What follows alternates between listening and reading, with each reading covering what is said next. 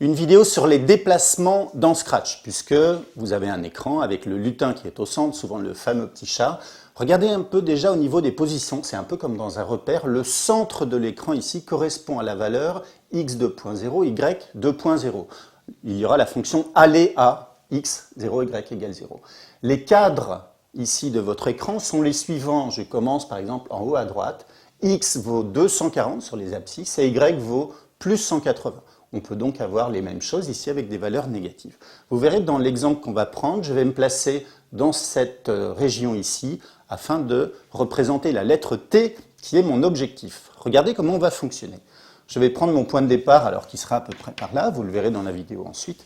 Première chose à faire, un déplacement vers la droite en posant le stylo en position d'écriture. Je vais ensuite lever le stylo, reculer pour être à la moitié. Je vais tourner de 90 degrés, puis remettre le stylo en position d'écriture et tracer le dernier segment. On va voir ça en direct sur la vraie vidéo avec Scratch. Lorsque le drapeau est cliqué, je vais d'abord effacer tout ce qu'il y a pu avoir sur l'écran et montrer le chat.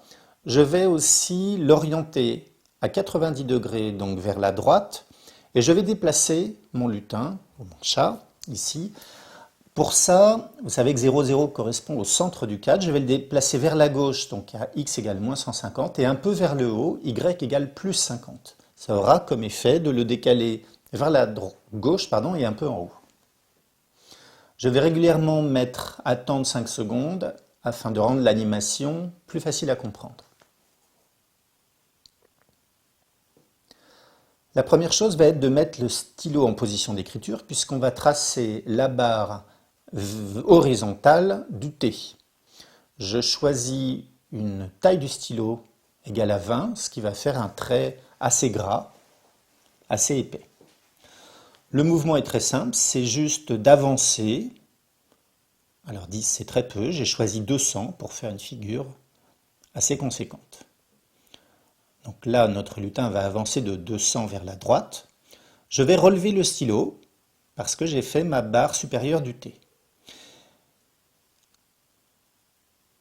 Il va falloir revenir en arrière et plus précisément au milieu de cette barre du T. Alors on va attendre 5 secondes pour bien voir l'animation et l'idée, ça va être de reculer tout simplement. Donc, avec Scratch, pour reculer, eh bien, il suffit d'avancer d'un nombre négatif. En avançant de moins 100, qui est donc la moitié de la barre supérieure, je vais donc me retrouver exactement au milieu de la barre de montée. J'attends à nouveau 5 secondes, il va falloir désormais faire une rotation, tourner sur place. C'est prévu, c'est la fonction tourner soit à droite ou à gauche. Ici, je choisis à droite et bien sûr, c'est une rotation de 90 degrés pour faire un angle droit. J'attends encore quelques secondes pour bien voir le mouvement. Il va falloir désormais écrire, faire la barre verticale du T. Donc, je vais mettre mon stylo en position d'écriture. Il a gardé les mêmes tailles que précédemment.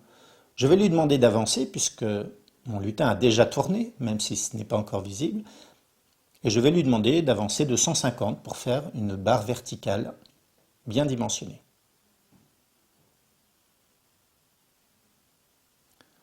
Je relève le stylo puisque ma barre verticale va être terminée. J'attends quelques secondes.